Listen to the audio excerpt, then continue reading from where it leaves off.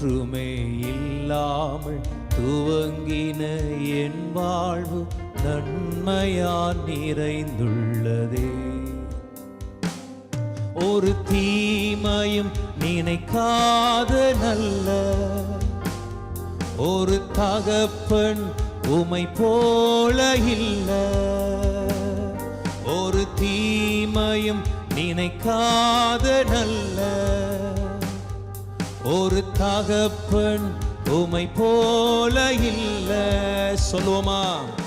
எபினேசரே, எபினேசரே, இந்நாள் வரை சுமந்தவரே. எபினேசரே, எபினேசரே, என் நினைவார் இருப்பவரே. நன்றி, நன்றி